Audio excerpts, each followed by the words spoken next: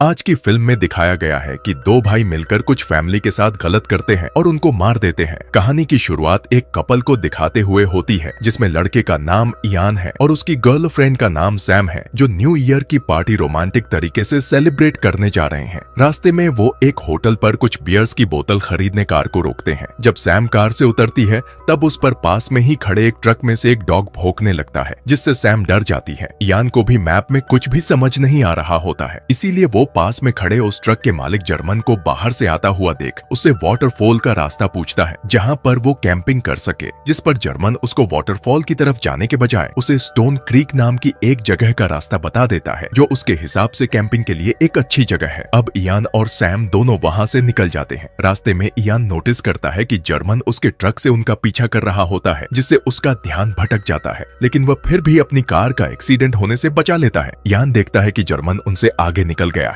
मतलब वो फालतू में ये सब सोच रहा है। थोड़ी देर बाद वो दोनों कैंपिंग साइट पर पहुंच जाते हैं, लेकिन वो देखते हैं कि वहां पर एक कार लावारिस तरीके से खड़ी हुई है। दोनों उस कार को इग्नोर कर थोड़ा आगे जाकर अपना कैंप लगा लेते हैं। साथ में वो यह भी देखते हैं कि थोड़ी दूर पर एक और कैंप लगा हुआ है, जिससे इनको लगता है कि उस कैंप के लोग कहीं आसपास घूमने गए होंगे और वो जल्दी ही आ भी जाएंगे। इसीलिए अब अपना टेंट लगाने के बाद इयान बोन फायर के लिए लकड़ी इकट्ठा करने निकल जाता है, जहां उसको 2-3 साल के बच्चे की टोपी भी मिलती है। उसको कुछ समझ नहीं आता, इसलिए वह उसको इग्नोर कर अपने टेंट पर पहुंच जाता है। वहीं दूसरी ओर जर्मन और उसका भाई चूक एक लड़की को गलत नजरों से घूर रहे होते हैं। दोनों एक बार में जाकर कुछ लड़कियों के साथ अपनी लास्ट नाइट एंजॉय कर रहे होते हैं। जब जर्मन एक लड़की से बात कर रहा होता है तभी चूक एक फोन से उसकी चुपके से फोटो खींच लेता है। उसे ऐसा करते हुए जर्मन देख लेता है, जिसे यह सब बिल्कुल भी पसंद नहीं आता। जब दोनों वॉशरूम जाते हैं तब जर्मन चूक से फोन लेता है जिसमें उसकी फोटो थी, इसीलिए वो उसको जमीन पर जोर से पटक कर तोड़ देता है और उससे कहता है कि अगली बार ऐसा मत करना, क्योंकि इसी वजह से वो पिछली बार बहुत साल तक जेल में रहा है। अब जैसे ही न्यू ईयर का काउंटडाउन खत्म होने के बाद नया साल शुरू होता है, वैसे ही चूक एक लड़की को जबरदस्ती किस करने लगता है, जिससे वो लड़की उसको गाली देकर चली जाती है। उधर जंगलों में रात को जब इयान टॉयलेट करने अपने टेंट से बाहर निकलता है तब उसको पास के टेंट से कुछ आवाजें आती हैं। जब वो उस तरफ जाकर चेक करता है तो वो देखता है कि उस टेंट में पड़े खाने को कुछ सुअर मिलकर खा रहे होते हैं। उसी समय अपनी कार को चेक करने पर उसको पता चलता है कि उसकी कार का एक टायर तो पंचर हो गया है। अगली सुबह यान अपनी कार का टायर चेंज करने लगता है, क्योंकि आज वो लोग अपने घर वापस जा रहे होते हैं। जब सैम अपना सामान समेटकर कार की तरफ जा रही होती है तभी हम देखते हैं कि एक अनजान छोटी बच्ची सैम का दौड़ दौड़ कर पीछा करने लगती है, जिसे सैम नहीं देख पाती। पर थोड़ी दूर तक पीछा करने के बाद वो बच्ची दौड़ते हुए वहीं गिर जाती है। थोड़ी देर बाद जब सैम कुछ सामान लेने टेंट की तरफ फिर से जाती है तब उसको वो छोटी बच्ची बेहोश पड़ी हुई मिलती है, जिसको देखकर ऐसा लग रहा था कि जैसे इसने कुछ दिनों से कुछ खाया ना हो। जिस पर सैम इयान को बुलाती है। इयान सैम को बच्ची का इलाज करने के लिए मेडिकल किट लेने भेज देता है और उसका इलाज करके सैम और इयान दोनों अपनी कार की तरफ उस छोटी बच्ची को लेकर पहुंच जाते हैं। उनकी कार खराब हो चुकी थी, इसीलिए इयान सोचता है कि वो पास में खड़ी कार से निकल जाए। तभी वहां पर एक कार आती है जिसमें चूक होता है, जो जर्मन को गोन हंटिंग का लेटर लिखकर घर से निकला था। चूक का लेटर पढ़ते ही जर्मन भी वहां से निकल जाता है, क्योंकि उसको पता था कि चूक कुछ ना कुछ गलती करके उसको फंसा देगा। उधर चूक को देखकर इयान और सैम उससे मदद मांगते हैं और उससे कहते हैं कि उनको यहाँ पर एक बच्ची मिली है। उस बच्ची को देखते ही चूक थोड़ा घबरा जाता है और उनसे कहता है कि उसने इस बच्ची के परिवार वालों को स्टोन क्रीक की तरफ जाते हुए देखा था। चूक उनको बोलता है कि वह उनके साथ इस बच्ची के परिवार वालों को ढूंढने उनके साथ जाएगा। यान सैम को उस बच्ची के साथ उसकी कार में छोड़कर स्टोन क्रीक की तरफ निकल जाता है। चूक अपनी कार से गन में निकाल लेता है और यान को बताता है कि वो असल में पिग हंटर है। चूक यान को स्टोन क्रीक की तरफ ले जाता है, लेकिन वहां पर पहुंचते ही दोनों को कुछ लाशें पड़ी हुई मिलती हैं, जिसको देखकर यान का दिल दहल जाता है। फिर इस मूवी में हमको 3 दिन पहले का सीन दिखाया जाता है, जहां पर एक फैमिली जिसका नाम वस बेकर फैमिली है, जिसमें हस्बैंड का नाम रॉबर्ट है और उसकी वाइफ का नाम मार्गरेट होता है, जिनके 2 बच्चे होते हैं, जिनमें से 16 साल की लड़की एमिली और 2-3 साल की छोटी बच्ची ओली, जिसको हमने सैम के पीछे भागते हुए देखा था। ये फैमिली भी सैम और इयान की तरह वाटरफॉल नाम की एक जगह पर कैंपिंग करने आए हुए थे।